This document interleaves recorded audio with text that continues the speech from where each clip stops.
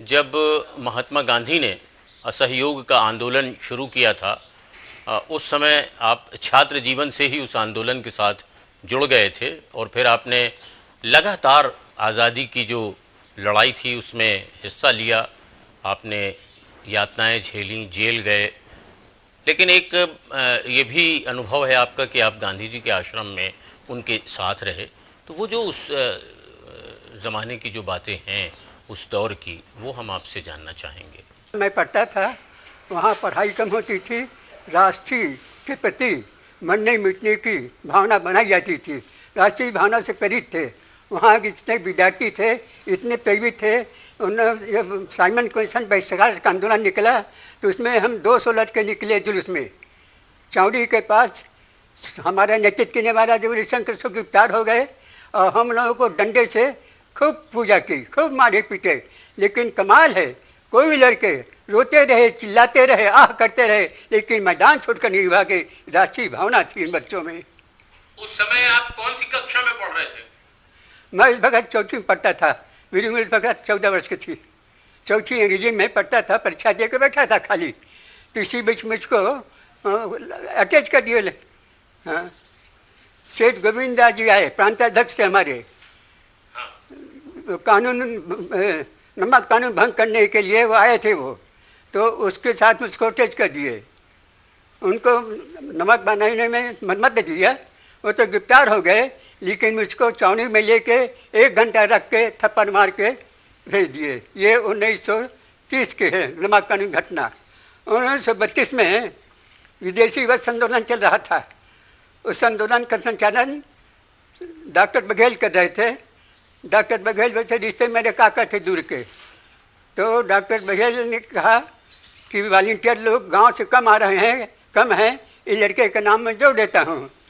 तो शुक्ल जी बुजुर्ग थे, शुक्ल जी के पास ले गए मुझको कि क्यों भाई। रविशंकर शुक्ल जी के पास? जी, रविशंकर शुक्ल जी के हाँ, पास। रविशंकर शुक्ल ने कहा बेटा माफ़ी मांग के नहीं आना कहे।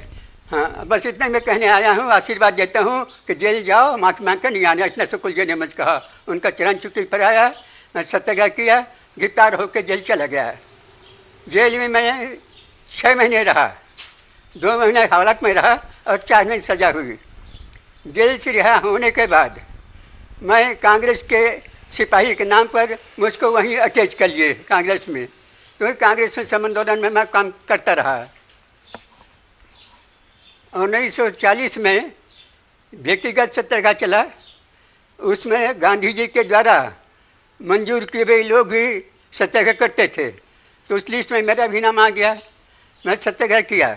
ग्राम बंगोली में 1000 लोगों के बीच में मैं युद्ध विरोधी नारा लगाया, भाषण दिया।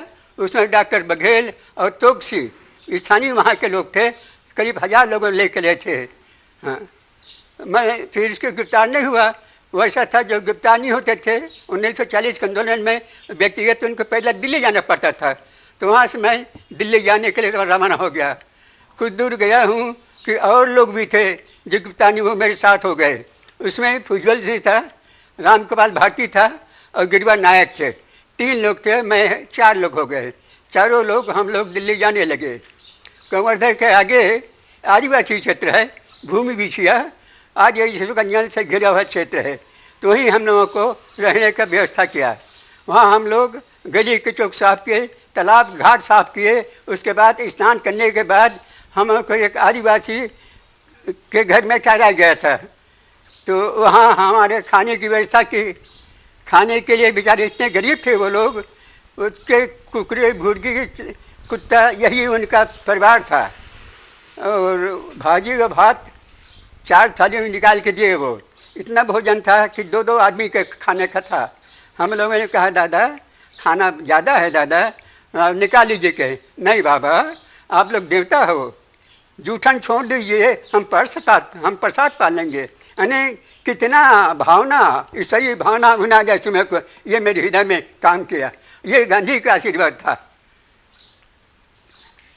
तो उसके बाद आगे गए तो जबलपुर में, जहाँ वो द्वारका मिश्र का भाई था, उसने स्वागत कराया, भाषण कराया।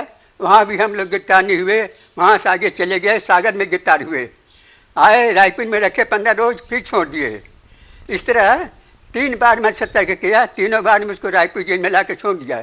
चौथे बार जब सत्याग्रह किया तो 2 महीने सजा हुई, और नागपुर जेल में, जहाँ छत्तीसगढ़ के नहीं हिंदुस्तान के तमाम लीडर नेता लोग थे, वहाँ मुझको रखे। वहाँ बिजलाल, ज्ञानी, रविशंकर सूद, धर्माधिकारी, संत तुकोराम, तुको जी, मैंने सब महान लोगों से वहाँ भेंट हुई। वहाँ मैं रहा तो आने के वक्त महंत जी जो हमारे यहाँ के महंत जी लक्ष्मीनारायण महंत व्यक्तिगत में जो नहीं गए थे जेल, उनके नाम पर मैंने चिट्ठी दिया। इसी बीच मेरे मित्र एक थे जो नागपुर में साइंस कॉलेज में पढ़ते थे, वो मुझको रोक लिए। रोकने के बाद ले गए कॉलेज हॉस्टल में, तो वहाँ वो लोग बम बनाने का काम कर रहे थे। हाँ, तो वहाँ मैं था, तो मैं भी देखने लगा। मैं उसने कहा सीख लो का बम बनाने का काम। तो उसी बीच क्या हुआ, बम विस्फोट हुआ। विस्फोट होने के बाद काम भड़गड़ मचा, पुलिस आई, फिर वहाँ से मैं भाग के चला आया रायपुर। वो उस वक्त जेल में हम लोगों को असल में 1932 के जेल का और इस जेल में फ़र्क था। 1932 में हम लोग कैदी की तरह काम कराते थे हमसे। हम लोग लकड़ी फाटने का काम करते थे, घानी में बैल के बजाय आदमी को जो लगा देते थे, बड़ा कठिन था वो बहुत। मैं तो उस वक्त में मेरी उम्र कम थी, तो बर्तन मारने का काम है, पानी ढोने का काम है, यही काम मुझको कराते थे। झाड़ू लगाने का काम है, यही मुझको कराते थे। 1932 में एक बैरक था जहाँ जो जेल के कपड़े नहीं पहनते थे, ऐसे लोगों को उसका बैरक में रखा गया था। उसमें हमारे प्रांत के सब नेता, महंत सुकुल जी, महंत जी, तमाम बिल्लाल बयानी, बहुत से लोग सकते बिना कपड़े के वहाँ थे। तो मुझे उसको कमरे में भेजा झाड़ू लगाने के लिए। उन्होंने कहा बेटा हम लोग बिना कपड़े के नंगे हैं कि कंबल पर ढाँक के रखे थे। हाँ, तो ये हालत वहाँ फिर देखा उनको, और वहाँ उन लोगों से भेंट हुई। यह 1932 का है। 1940 के जेल में काम धाम नहीं करना पड़ता था। गांधी के मुताबिक भोजन भी बढ़िया मिलता था, एक कप दूध देने का आदेश था सरकारी। तो होता क्या था, हम लोग C क्लास के थे, हम लोग दूध नहीं मिलता था, और नेता लोग B क्लास C क्लास में रहते थे। तो लोगों ने कहा कि वे C क्लास के कहीं को दूध मिलता नहीं है, दूध के लिए आंदोलन करना चाहिए। तो A क्लास और B क्लास नेताओं ने साथ नहीं दिया। फिर के बाद हमको सफलता मिली, हम लोगों को दूध में नहीं लगा। अब होता क्या है, उसके बाद ये नेताओं को जो फल मिलता था, जेल से फल मिलता था, खाने की सुविधा थी, उसको कटाव किए। तो उसने कहा इसको आंदोलन करना चाहिए। तो हम लोगों को कहा कि साथ दो हमको। हम लोगों ने कहा भाई दूध, एक कप दूध के नाम पर आप लोगों ने हमको साथ नहीं दिया, हम क्यों साथ दें? हम लोगों ने साथ नहीं दिया। ये जेल की घटना है जो अपन जो होती हो। हाँ, लोगों को स्नेह प्रेम इतना अच्छा था, हमारा दिल दहल जाता था, लगता था कि मानवता से के रूप में हमारे साथ व्यवहार हो रहा है। भाई बहन माता के साथ जैसे व्यवहार करते हैं ना, प्रेम से सबके साथ समान, उसी तरह हम तमाम फ्रीडम फाइटरों के साथ वैसी व्यवहार होता था। हम लोग अलगाव के भाव बिल्कुल नहीं था। तमाम हम लोग लगते थे हमारे सगे भाई हैं, हमारे सगे घर के लोग हैं, परिवार के लोग हैं। इतना स्नेह, इतना प्रेम मिला कि उसको बखान करने के लिए मेरे पास शब्द नहीं है। कर्मचारियों से तो हमसे ज़्यादा बात नहीं होती थी। हाँ, क्योंकि कर्मचारियों से ज़्यादा चर्चा तो ऑफिसर वो लोग बड़े बड़े नेता लोग करते थे। तो हमारे फ्रीडम फाइटर लोग थे जो आए थे तमाम प्रांत भर के, उनसे जो संबंध था हमसे, उनसे जो स्नेह मिलता था, हमको स्नेह प्रेम मिलता था, वो सराहनीय था, हृदयग्राही था। गांधी जी से आप पहली बार कब मिले थे? गांधी जी का वैसे तो रायपुर में हुई थी भेंट, लेकिन मेरा सौभाग्य है जो गांधी जी के यहाँ जाने को मौका मिला।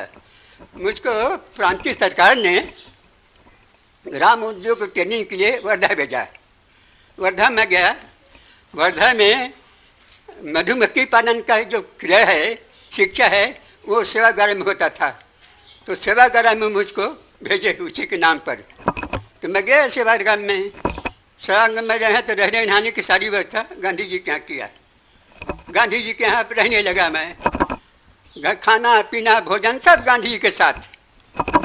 एक दिन हुआ क्या, मैं खाना खाने के बाद मेरे चावल बच गए, रोटी के टुकड़े बच गए, उसको मैंने गौशाला में देने के लिए एक बर्तन था उसमें डालने को गया तो दो भूखंगे लड़के थे। दादा हम लोग भूखे हैं, दादा नहीं खाए, खाना दे दो कहे। मैं पसीज गया, खाना उन बच्चे को दे दिया, उसने नहीं डाला। इसी से कहा तेरे गांधी जी के पास हुई। गांधी जी ने कहा आपने सोचा होगा ना कि हमने उस बच्चों को खाना दिया तो पुण्य का काम किया होगा, धर्म का काम किया होगा। मैंने कहा हाँ बापू, मैं छत्तीसगढ़िया हूँ, छत्तीसगढ़ के रहने वाला हूँ, छत्तीसगढ़ के संस्कार से पला हूँ। मुझको लगता है भूखे को भोजन देना, प्यासे को पानी देना, हाँ देना धर्म का काम होता है, पुण्य का काम होता है। इस भावना प्रणीत होकर मैंने किया। गांधी जी कहा आपने ठीक नहीं किया, मेरी चले तो बस भी मांगने के प्रथा को बंद कर दूँ कहे। भी आज होता क्या है, लोग इतने कायर हो गए हैं, इतने निकम्मे हो गए हैं, शरीर श्रम करना, परिश्रम करना नहीं चाहते और भीख मांगने की कला को अखड़ा लेते हैं जो सरलता से उनको मिलता है। ये गांधी जी का ये था। एक घटना हो, गांधी जी के लड़का जा कनु गांधी की शादी वही महिला आश्रम के लड़की, आभा नाम की लड़की थी, बंगाली लड़की, बहुत खूबसूरत थी, शादी तय हो गई। सरोजिनी नायडू थी आश्रम में। सरोजिनी नायडू ने कहा बापू लड़की सुंदर है बापू, नाल नक्ते से मैं उसको गहने सजाऊँ कहे। अरे क्या करती होगा आप, गांधी के बहू सोने संन्यासी की सजेगी, कतई नहीं होगा कहे। एक खादी की ब्लाउज होगी, एक खादी की साड़ी होगी, एक चरखा होगा कहे। सरोजिनी नायडू बड़ा कायल हो गई, कहा देखो बाबू फूल से सजाऊँ कहे, फूल से। तो उसमें भी शर्त है, क्या है बाबू कुछ लागत दे कहे, यही फूल तोड़ के नहीं गिरे गए फूल का। महात्मा गांधी को राष्ट्रीय संपत्ति पर कितना सम्मान, कितना प्रेम था, एक उदाहरण है। फूल को भी काटना तोड़ के नहीं, गिरे हुए फूल का कुंडल बनाओ, गाले का माला बनाओ, कोई गले बेनी का बंधन बनाओ, उसको कोई तरह नहीं। ये था गांधी का विचार है। एक घटना हो गांधी जी के, हम लोग जो खाने बैठे, होता क्या था, घंटी बजती थी, घंटी बजने पर आश्रम जितने लोग थे सब एक साथ खाने बैठे थे। ऐसा खाने बैठे तो कस्तूरबा ने अपने बड़ी बेटी के लड़का था एक, जिसको नाती कहते हैं, उसको प्रेम से रख लिया था आश्रम में। वो लड़का करीब 10 वर्ष का था, रहता था बड़ा प्रेम से, वो भी खाने को बैठा। तो कस्तूरबा परोस रही थी, सब्जी की परोसते वक्त उसके थाली में सब्जी ज़्यादा दे दिया या गिर गई पता नहीं, लेकिन सादा हो गया। उससे शिकायत, सब लोग तो ठीक होते ना, कुछ लोग तो गलत विचार के होते ना। गांधी को शिकायत हो गई कि कस्तूरबा नाती को ज़्यादा सब्जी दिया है। कस्तूरबा को बुलाया गांधी ने, आश्रम से निकल जाओ कहे, आश्रम के अनुशासन का पालन आपने नहीं किया कहे। हमारे आश्रम में चित्त रखते हैं सबके साथ, बेटा नाती प्रेम से के सबके एक साथ प्रेम करना चाहिए। जैसे बेटे के साथ करते हो, नाती के साथ करते हो, माँ के साथ करते हो, बहन से करते हो, उसी तरह आश्रम के इतने लोगों के साथ प्रेम करना चाहिए, तब तो आश्रम में रहो, नहीं तो चले जाओ। ये आपने ठीक किया। कस्तूरबा ने माफी मांगी और उसके बाद वो आश्रम में रखे। ये गांधी की महानता। मानव समाज को, मानव की चेतना को गांधी जी अपना हर श्वास में लेते थे और कल्याण के लिए वो गांधी जी सोचते थे, मानव कल्याण के लिए। उनके लिए कोई नहीं, दुनिया के सब मानव की आत्मा एक है। ये महात्मा गांधी का समझ, महात्मा गांधी की सूझ और महात्मा गांधी के विचार बहुत सराहनीय है। वहाँ ने कांग्रेस कमेटी की वर्किंग कमेटी बैठक हुई। वर्किंग की बैठक में हिंदुस्तान के तमाम नेता आते हैं, आए। वहाँ बजाज जी का रेस्ट हाउस था, वहाँ बैठक हो रही थी। बैठक में शुक्ल जी गए, गांधी से मिलना था। रविशंकर शुक्ल प्रांत के, हमारे प्रांत के मुख्यमंत्री थे, नेता थे, महान नेता थे। मैं गेट पर स्वयं स्वेच्छा से मुझको रखे थे, कोई आएगा तो मैं नहीं देना, तो मैं उनको रोक दिया।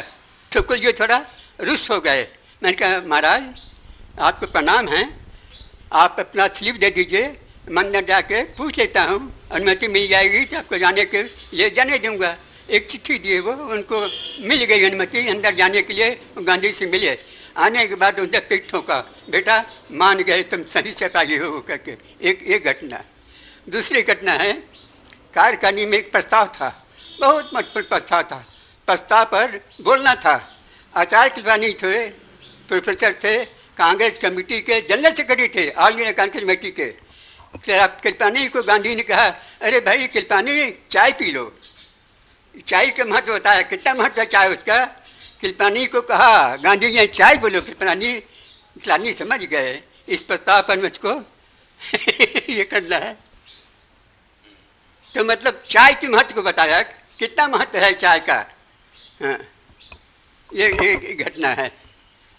तो अमृतसर के बारे में तो मैं ज़्यादा नहीं बता सकूँगा।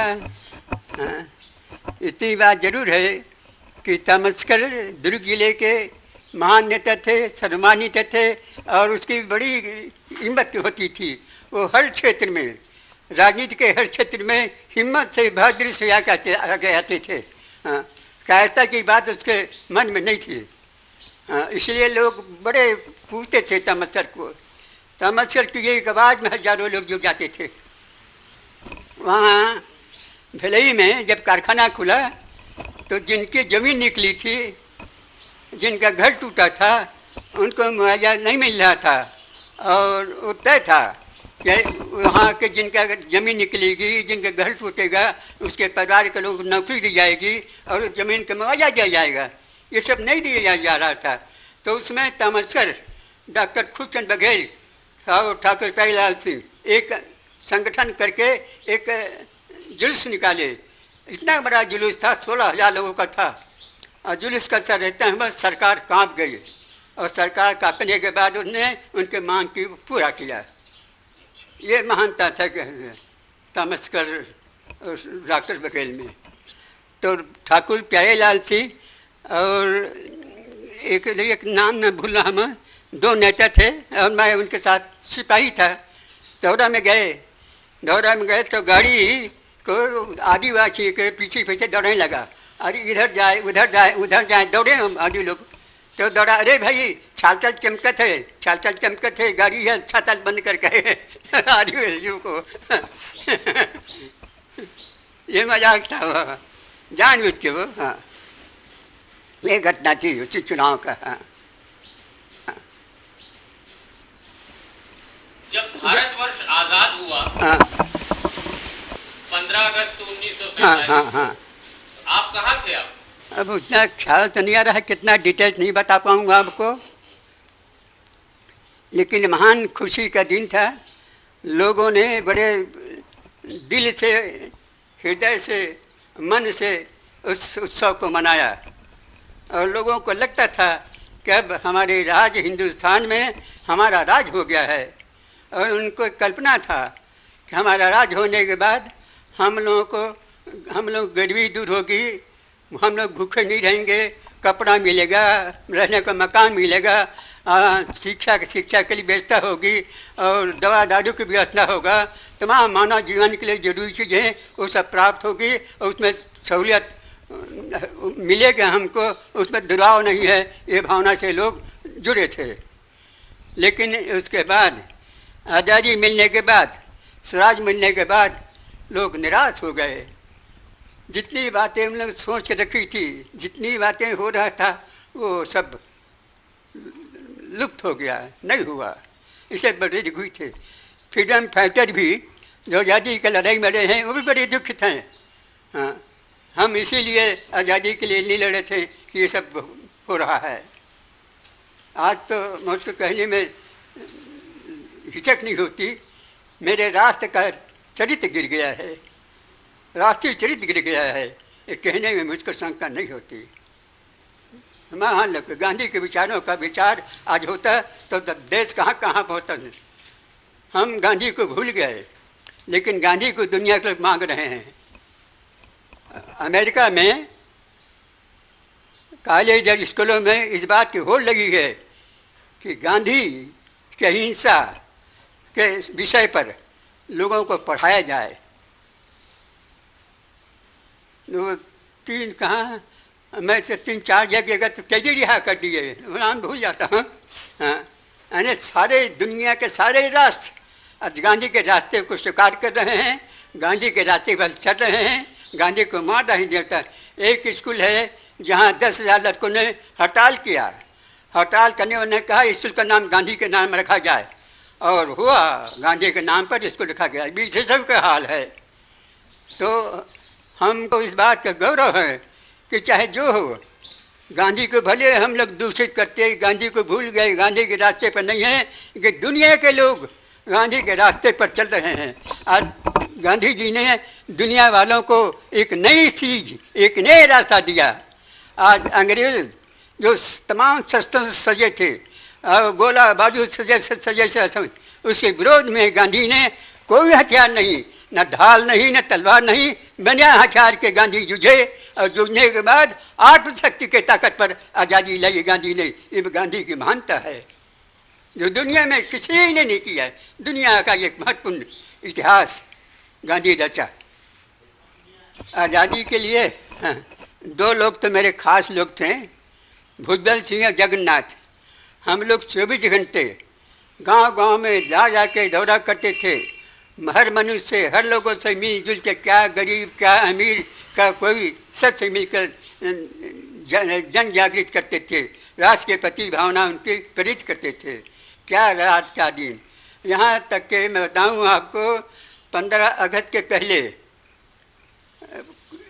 रेल किनारे के चलने पर हम लोगों को गोली मार देने का आदेश था।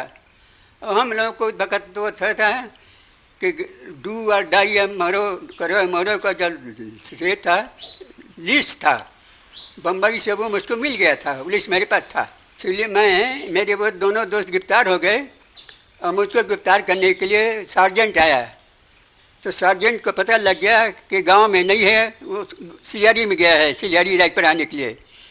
तो सिलियारी आया तो इंस्पेक्टर ने इशारा किया, तो मैं समझ गया कि ये तलाशी लेगा, तलाशी में वो पंपलेट निकलेगा, उसके अनुसार मुझको तो बड़ी सज़ा होगी। मैं पेशाब करने के बहाने से गया और चीट को उसको गड़ा दिया। इसका तलाशी हुई, तलाशी होने के बाद सार्जेंट ने आदेश दे दिया इसको गिरफ्तार कर लो। गिरफ्तार तो मैं हो गया। रेल में चलने के बाद मेरे पीछे दो कांस्टेबल और 2 इंस्पेक्टर लगे थे। जैसे ही रायपुर स्टेशन में उतरा, स्टेशन में फौज से सजी एक जीप खड़ी थी। उस जीप में मुझको लेके बिठाए।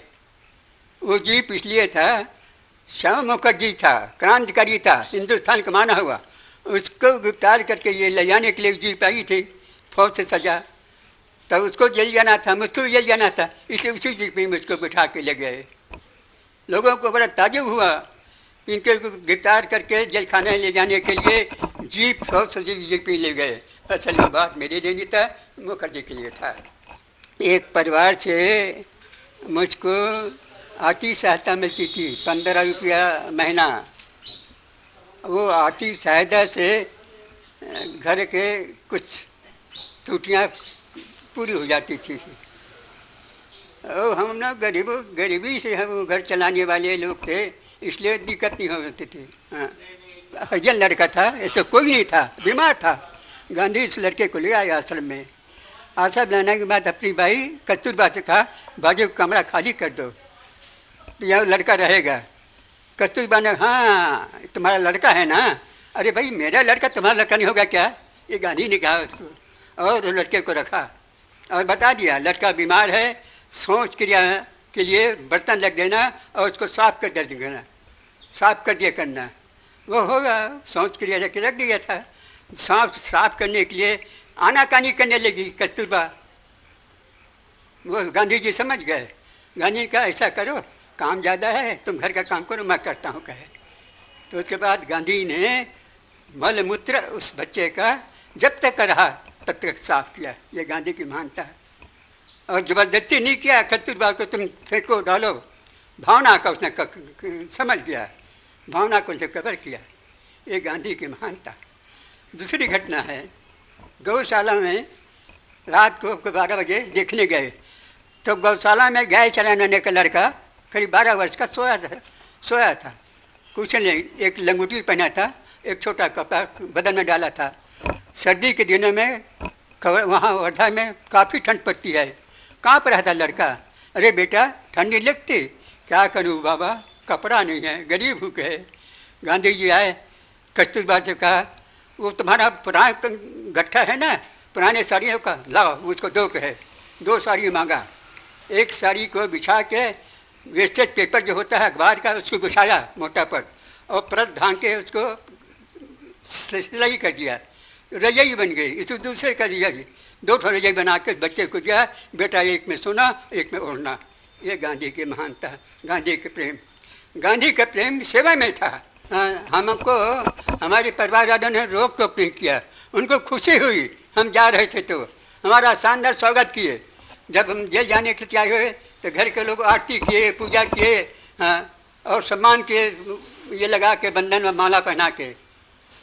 तो हमारे परिवार में हमारे घर के लोग इस भावना के थे कि आज़ादी के लड़ाई में जा रहे हैं, इसे सम्मान करते थे। उनमें पीड़ा की बात नहीं थी। डॉक्टर बघेल की माँ मेरे यहाँ से आई थी, तो मुझको देखा कि ये लड़का पढ़ लिखे के कुछ काम धाम नहीं कर रहा है, और डॉक्टर साहब सरकारी डॉक्टर थे, सर्जन थे। वो इस्तीफा देके वो भी कांग्रेस से जुड़ गए थे डॉक्टर बघेल। तो प्रैक्टिस करते थे वो, प्रैक्टिस उसके साथ मुझको अटैच कर दिए। तो मैं उनके साथ काम करता था, दवा दारू देने का कंपाउंडर का काम करता था, समझ आइए। तो इसी बीच हुआ क्या, एक क्रांतिकारी जो इलाहाबाद से भाग के आया था, उससे मेरी दोस्ती हो गई।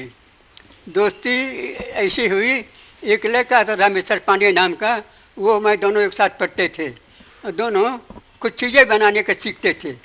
तो उसी के माध्यम से क्रांति कुमार से मेरा संबंध हुआ।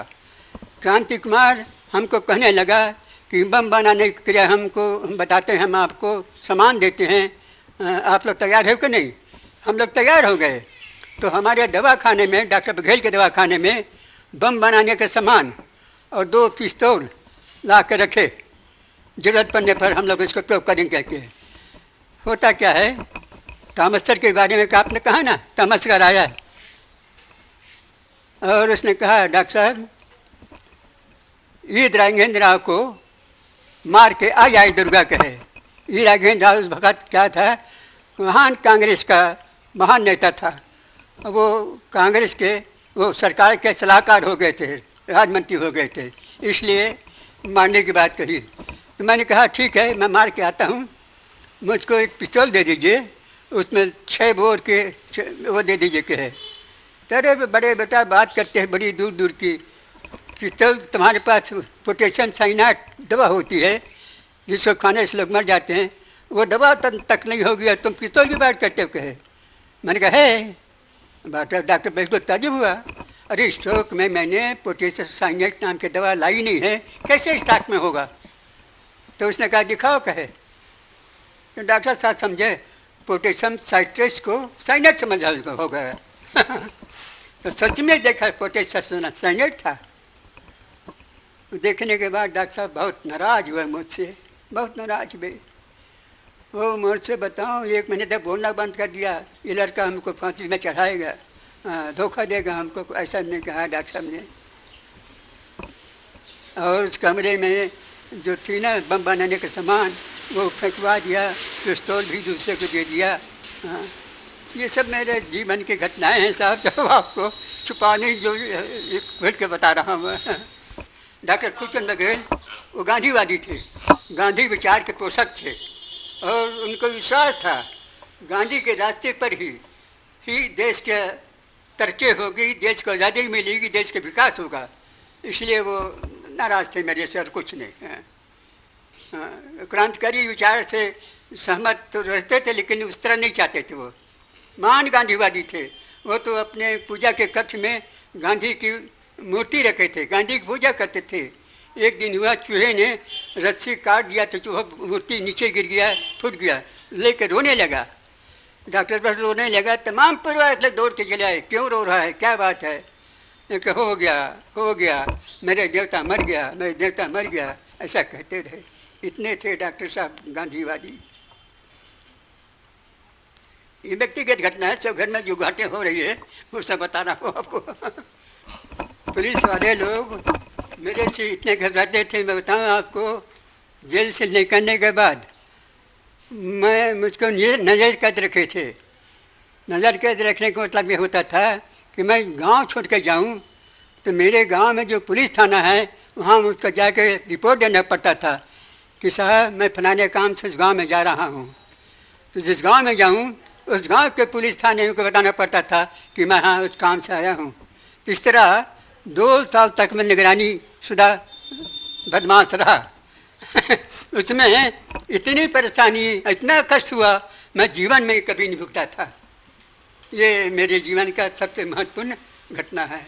कब की है? वो उस आंदोलन के बाद की बात है, 1922 के आंदोलन की बात है। बताया ना डॉक्टर भगत गांधीवादी विचारधारा के थे, तो एमएलए थे डॉक्टर। एमएलए होने के नाते अपना क्षेत्र सिलारी में ग्राम उद्योग का एक केंद्र खोले। उस केंद्र में धान को चक्की से निकाल कर चावल निकालना, कूट के नहीं, उससे विटामिन बी खत्म हो जाती है। चक्की से धान दलना, तेल का निर्माण करना, तेल घानी से, और क्या कुछ ग्रामीण चीज़ें बनाने की कला वहाँ सिखाई जाती थी। उसके लिए लोगों ने ज़मीन दान में दिया था डॉक्टर बघेल के कहने पर। वहाँ ग्राम उद्योग काम चलता था, तमाम लोग आते थे, हज़ारों लोग शिक्षा लेकर जाते थे। और छत्तीसगढ़ में जितनी तेल घानियाँ चलती हैं वो सब सुधरे हुए तेल घानियाँ थी। तेल घानी में तेल की जो मात्रा निकलती थी वो परसेंटेज कम था, लेकिन इस सुधरे हुए घानी में 45% तेल निकलता था। जिसमें ये अलसी का तेल है, अलसी में 88% तेल निकलता था, उसको इसमें 45% निकाला। तेल का ही 45% था। इसमें जितनी भी चीज़ें थी ये सुधरी हुई घानी थी, उसमें सुधरा हुआ तेल निकलता था। इस घानियों का प्रचार हुआ, सारे छत्तीसगढ़ में भेजे। 45 घानी बना था, बिल्कुल बना हुआ तैयार था। घानी बनाने में करीब 1,500 रुपये खर्च होता था। तो वहाँ का एक संचालक आया था बाहर का, उन संचालक थोड़ा पढ़ा लिखा था, कुछ नए विचार का था, पीता था। उसको डॉक्टर बघेल पसंद नहीं करते थे। उसको मालूम हुआ कि पीता है, तो उसने उसका विरोध किया और उसने विरोध करके लिखा है कि इसको निकाल दो यहाँ से। तो उसने निकाल जाते समय ये लिख के दे दिया, जितनी भी घानियाँ बनी हैं वो घानियाँ अशुद्ध है, ठीक नहीं है। इसलिए तमाम घानियों को जिसकी कीमत होती 60,000 वो कचरे में फेंक दिया गया है। कर्ज अदा के लिए कर्ज लिए थे, वो तो गांधी जी के नाम पे कर्ज आश्रम पर मिलता था। तो कर्ज अदाई के लिए वो ज़मीन जो थी, जो लोगों ने दान में दिया था, जिसकी कीमत करोड़ों की थी, उसको नीलाम करने के लिए तैयार हो गए, कर्ज अदा करने के लिए। तो एक तहसीलदार था, तहसीलदार से मेरी बड़ी दोस्ती थी। उसने कहा डॉक्टर साहब चिंता मत करो, मैं नीलाम कर देता हूँ, उसको कहे ज़मीन को नीलाम कर देता हूँ, और उसमें फिर आपका संस्था का फ़ायदा होगा। तो उसको नीलाम कर दिए। नीलाम में साहब हाई स्कूल के अध्यक्ष के हैसियत के नाम पर, हाई स्कूल चल रहा था डॉक्टर साहब नाम पर, उसका मैं अध्यक्ष था। अध्यक्ष के नाम पर मैं उसको ले लिया, स्कूल के नाम पर। वो ज़मीन जो थी वो कम से कम करोड़ों की ज़मीन थी। लेने के बाद मैंने कहा भाई ये जनता की ज़मीन है, जनता की चीज़ है, जनता के हित में काम हो, ऐसी संस्था निधान होना चाहिए। लोगों ने मंजूर किया, बिल्कुल ठीक कहते हैं आप कहके। लेकिन बाद में लोगों को नियत खराब हो गई। ज़मीन को टुकड़े टुकड़े करके बेचने के इरादे में थे वो लोग। हम लोग नहीं चाहते थे, समिति ज़मीन को बेचने के पक्ष में समिति नहीं थी। तो लोग नाजायज कब्जा लगे पटवारियों की बढ़ा के, और उसकी रिपोर्ट की गई, हुआ बड़ा झगड़ा बढ़ा, के खचने पड़ गया। आखिर मेरे परिवार में 2 लड़की 2 लड़के और उसके बच्चे हैं। बड़ी लड़की जो है उसकी एक लड़का एक लड़की, लड़का है वो ट्रेनिंग में गया है पलोकर में, लड़की जो है वो कॉलेज में लेक्चर है, और दूसरी लड़की जो है सुमन। श्री दुर्गा प्रसाद सिरमौर, आपने स्वाधीनता आंदोलन के समय के जो अनुभव सुनाए, जो संस्मरण सुनाए, वो सचमुच हम सब के लिए कहना चाहिए कि एक प्रकार का संदेश है कि किस तरह से आज़ादी की रक्षा की जाती है, किस तरह से आज़ादी हासिल की जाती है और किस तरह से हम अपने देश को निखार सकते हैं, संवार सकते हैं, आगे बढ़ा सकते हैं। आपने